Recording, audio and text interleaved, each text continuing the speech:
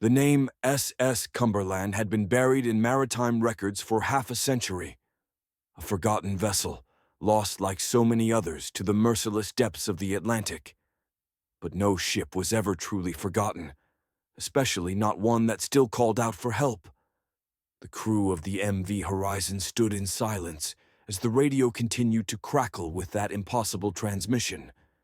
A ship that had sunk in 1974 was sending an SOS from the empty waters below them. But what exactly had happened to the SS Cumberland that night? And why was its distress call still echoing through the ocean after 50 years? The SS Cumberland was a merchant vessel, a steel giant built to withstand the harshest conditions at sea. It had left port on a routine cargo run, loaded with supplies, bound for its next destination. But it would never arrive. On the night of October 4th, 1974, the Cumberland sailed into an unexpected storm. The waters churned, black and violent. The sky was swallowed by thick, rolling clouds, blotting out the moon. Winds screamed through the rigging, waves towered over the deck, and rain fell in suffocating sheets. Then, at 11:47 p.m., the ship's final distress call was received. The transmission was frantic, garbled by interference and static, but one phrase stood out. A single chilling sentence that the radio operator repeated 3 times before the signal cut out. "We are sinking. Someone is on board with us." And then, silence. Not long after, search teams were deployed. The Coast Guard combed the region for weeks. No debris, no bodies, no oil slick on the waves. It was as if the SS Cumberland had never existed. Official reports claimed it was likely a rogue wave, a sudden towering wall of water that could consume even the largest vessels in seconds. Others blamed structural failure, theorizing that a crack in the hull had doomed the ship before help could arrive. But those who had heard the final transmission, the ones who listened closely to the desperate words of the operator, believed something else had happened that night. Something far worse. Unreported testimonies. Few people knew that not all records of the SS Cumberland's voyage made it into the official report. Because weeks before it disappeared, the crew had started seeing things. The ship's log, recovered from the archives decades later, revealed unsettling entries. The first was dated September 22nd, 1974, 12 days before the storm. Crew uneasy, reports of figures seen moving on deck at night. No one accounted for them, dismissing as exhaustion. The second, a week later. Chief engineer swears he heard knocking from inside the cargo hold. No cargo is unsecured. Nothing inside should be moving. Crew growing nervous. Then, just 2 nights before the final distress call, third mate claims to have seen someone standing on the bow in the fog. No crew reported being outside at the time. Deck patrol found nothing. Began locking doors at night. No one speaks of it, but I can feel it. Watching. Waiting. And the final entry, written on the night of the storm, never made it to port. The radio is acting up. Something is wrong with the frequencies. Picked up something earlier, a whispering voice. Thought it was static. Then it said my name. That was the last thing the captain ever wrote. The SS Cumberland disappeared hours later. And now, 50 years later, it was calling back. The MV Horizon's captain exhaled, his fingers gripping the ship's controls. The sea around them was calm, eerily so. The waves had softened, the wind had died. But the static on the radio hadn't stopped. The transmission still played. "Mayday, Mayday, we are taking on water." The same desperate plea for help, the same voice, unchanged by time. One of the younger crew members finally spoke, his voice barely above a whisper. "Sir, if the Cumberland sank right here, should we be seeing wreckage?" No one answered, because they all knew the truth. The ocean had never given back the Cumberland, And if there was nothing left of the ship, where was the transmission coming from? The MV Horizon had two choices: ignore the impossible signal or answer it, and that choice would change everything. The MV Horizon drifted in silence, the slow hum of its engines the only sound against the endless stretch of black water. The distress call still echoed from the radio, repeating the same frantic plea, the same desperate voice, trapped in a loop that should not exist. Mayday. Mayday. We are taking on water. It was impossible. Yet, it was happening. The captain stood rigid at the bridge, his jaw tight as he listened to the transmission, his mind racing through every possible explanation. The SS Cumberland had sunk 50 years ago. No one had survived. The ocean had swallowed it whole. So why was it still calling for help?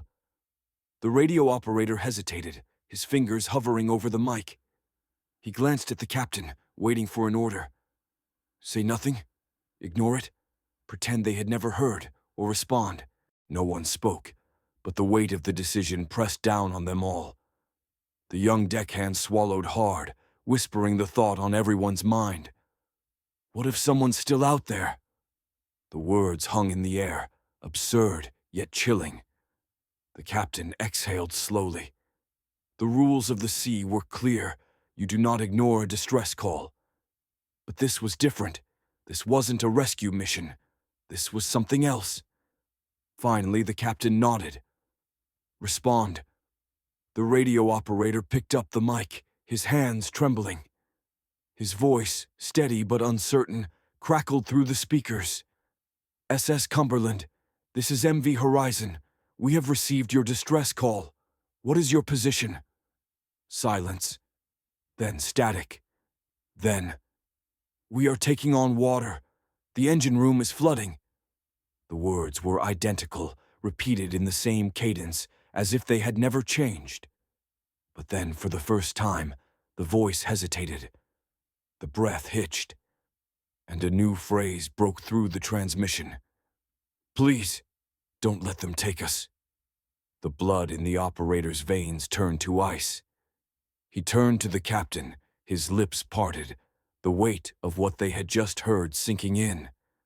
This wasn't a simple distress call. This was a warning. The crew stood frozen.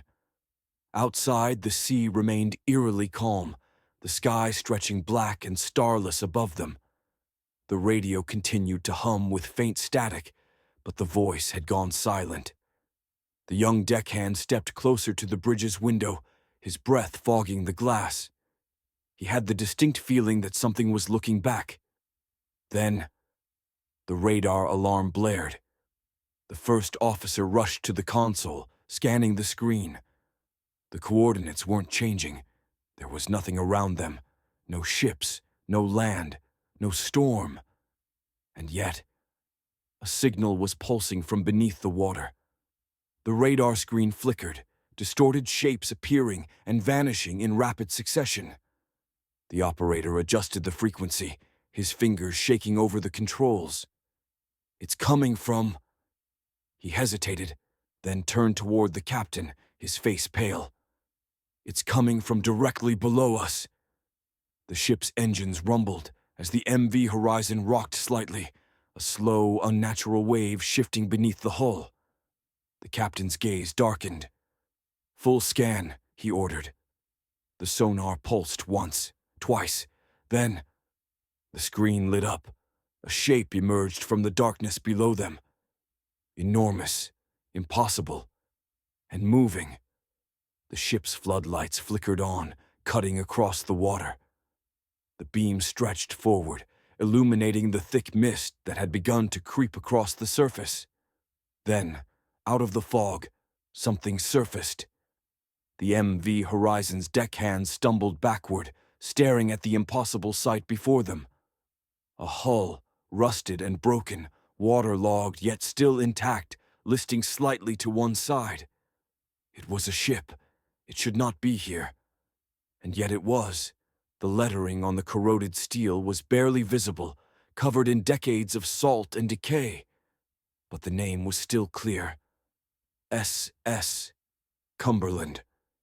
The radio operator's breath came in short, shallow gasps. The ship was real. It wasn't just a voice on the radio. It was here, floating on the same waters they now occupied. The captain clenched his jaw. This is a trick, a mirage. But the first officer didn't move. His gaze was locked onto the bridge of the Cumberland. Because someone was standing there.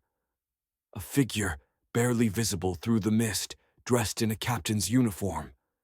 His clothes were tattered, soaked with seawater, yet he stood motionless, staring back at them. And behind him, more figures, standing in the shadows, watching, waiting. The MV Horizon's crew did not move.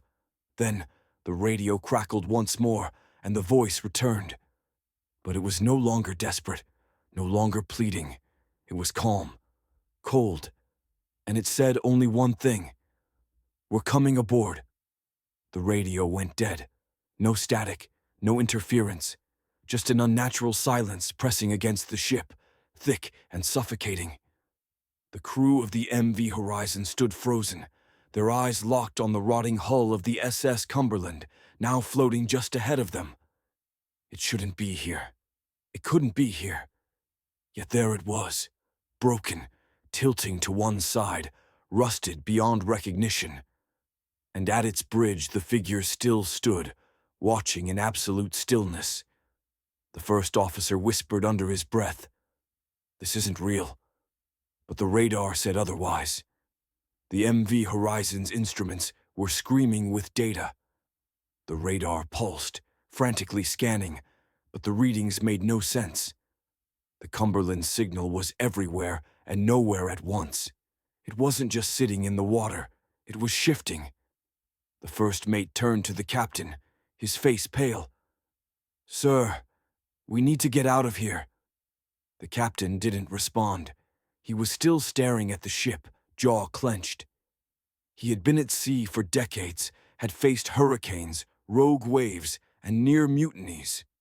But nothing felt as wrong as this moment. Then the radio crackled again. A new sound. Not a voice this time, a whispering static. It was subtle at first, like the wind threading through the ship's rigging, but it was growing. Layers of sound folding over each other. Then a rhythmic pattern. The radio operator turned pale. That's Morse code." The captain exhaled sharply. "What's it saying?" The operator's fingers hovered over the dials, decoding the erratic pulses, his breath catching as he deciphered the message. 3 words, repeating, over and over. "Do not board." A chill crawled up the captain's spine. He turned toward the first mate, about to issue the order to leave, when something slammed against the hull. A deep, reverberating boom. The ship lurched. The deckhands staggered, grabbing onto railings as the MV Horizon rocked violently. The first mate grabbed the radio. "Something just hit us." The captain's voice was razor-sharp. "Check the water." One of the deckhands rushed to the side, peering over the railing. The ocean was still, unnaturally so. The waves had vanished, the surface smooth like glass. But then, a shadow, not a reflection, not a trick of the light. Something beneath the ship, a shape, dark and sprawling, moving just under the surface, circling the hull like a predator sizing up its prey. The crew backed away from the railings, the air thick with dread. Then, one by one, the lights on the MV Horizon began to flicker. First, the deck lights, then the emergency beacons, then total darkness. The only light left came from the SS Cumberland, its bridge glowing faintly through the mist. The figures were gone. The radio screeched suddenly, a burst of garbled voices cutting through the silence. The operator recoiled, hands shaking as he tried to stabilize the frequency. The words were broken, layered on top of each other, multiple voices speaking at once. Then one voice cut through. Clear, calm, A man's voice. "You were warned." The first mate's breath hitched. "Who is this?" The voice didn't answer. Instead, something else came through. A sound. Faint at first, barely audible.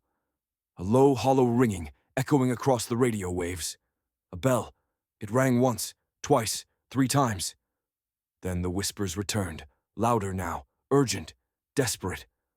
The Morse code resumed, hammering through the radio like a heartbeat. "Do not board! Do not board! Do not board!" The MV Horizon's engines sputtered, struggling against something unseen. The captain didn't hesitate this time. He turned to his crew, his voice sharp, commanding. "We're leaving! Now!" The first mate didn't argue. He lunged for the controls, engaging the ship's full power, but something fought against them. The Horizon wasn't moving. Something was holding it in place. Then, from the radio, the voice returned. Not desperate, not whispering. It was laughing. The ship wasn't moving. The MV Horizon's engines strained, pushing against something unseen, but it was no use. The ocean, once a vast and endless stretch of open water, now felt like a cage. The mist thickened around them, curling over the deck like grasping fingers. The crew could barely see past the railings. The SS Cumberland loomed in the fog, its broken hull still afloat, its bridge bathed in a faint, unnatural glow. The lights on the MV Horizon flickered again, dimming to nothing. And then, a voice, not from the radio, from the water, low, distorted, gurgling. Words barely formed, bubbling up from beneath the waves. Then the bell rang again, once, twice, 3 times. The first mate stumbled backward, his breath ragged. "Captain, what the hell is happening?" The captain didn't answer. He was staring at the Cumberland's bridge. Because they were back, the figures, no longer just shadows. They were standing at the windows, closer now, their faces pale, eyes hollow, water streaming from their soaked uniforms.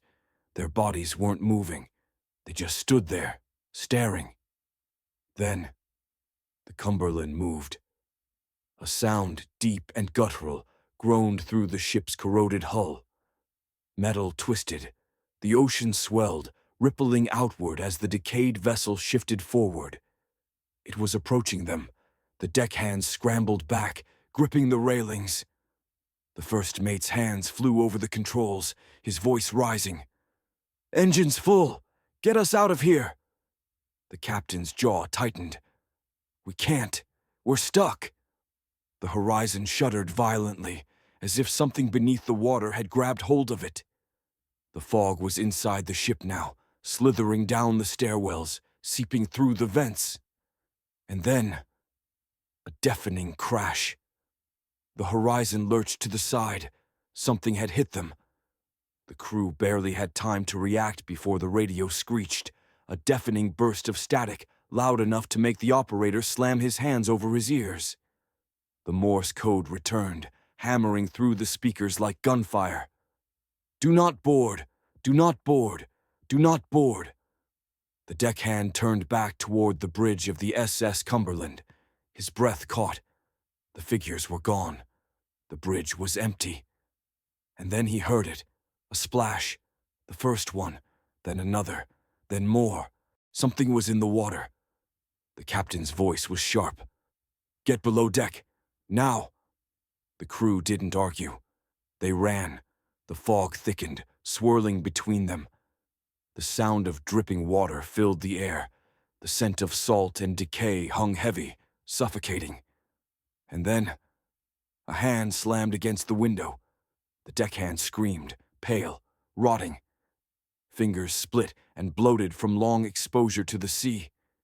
It dragged down the glass, leaving a trail of blackened water. The sound of footsteps echoed down the hall, not from the crew, from above, from the deck, from inside the ship. The captain's breathing was slow and steady, but his hands clenched into fists. The MV Horizon was no longer just being watched. They weren't alone anymore. Then, the the ship's intercom clicked on, the same voice that had been calling for help, the one they had heard over the radio. But now, it was inside the ship. "We're coming aboard." The ship was too quiet. The only sound was the low hum of the engines struggling against something unseen, something holding them in place. The fog was inside now, curling down the hallways, seeping into the lower decks. It smelled of salt water, rust, and something rotten. But the worst part, the footsteps. Slow, deliberate, moving across the deck above them. The first mate's hands were shaking as he reached for the radio. His voice was hoarse. "Horizon to any vessel nearby. We need assistance immediately. We are not alone on this ship." Nothing. Static. The footsteps grew louder. The captain took a slow step back, eyes locked on the stairwell leading up to the deck. The fog shifted, curling unnaturally, almost like it was being pushed aside by something unseen. Then, a creak, a door opening. The deckhand sucked in a sharp breath. They're inside. The lights flickered. The walls groaned. The radio crackled. This time, not with static, but with something else. Breathing. Shallow. Wet. Close. Then that same cold voice, the one from the radio, the one that had been calling for help, spoke again. But this time, it was inside the ship. "We told you not to come." The emergency alarm blared, a sharp, shrieking sound that rattled through the halls of the MV Horizon. The crew flinched at the sudden noise, but the captain's blood ran cold. Because no one had activated it. The ship lurched violently. The lights cut out completely. And then, the radio transmission returned. The distress call. "Mayday! Mayday! We are taking on water." The same words, repeating again and again, trapped in an endless loop. But now, another voice joined it. A whisper beneath the Mayday call, distorted, layered beneath the static. It was saying something different. The operator tried to adjust the frequency, but the controls wouldn't respond. The transmission was locked, running on a loop. Then, he finally made out the words. 3. Simple. Words. "Look behind you."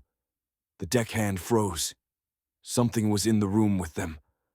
The captain turned, heart hammering, his breath caught in his throat.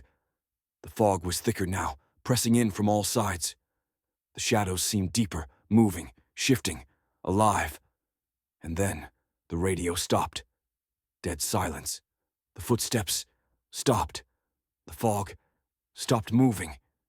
Then, the emergency floodlights flashed back on. For a brief second, the crew saw them, figures standing in the mist, drenched, motionless, watching. Their eyes were hollow, their skin gray and waterlogged, bloated from the depths. They weren't just on the deck anymore. They were inside. The first mate tried to speak, tried to move, but his voice failed him. Then the radio crackled one last time. No more distress calls, no more pleading, just a single, calm sentence. "It's your turn now." The MV Horizon was found drifting, abandoned 3 days later. No sign of the crew. No distress call logged. No explanation for why a fully operational cargo vessel had been left empty. Only one thing was recovered from the bridge. The radio. Still powered. Still playing the same message. "Mayday. Mayday. We are taking on water." And in the background, barely audible beneath the static, laughter.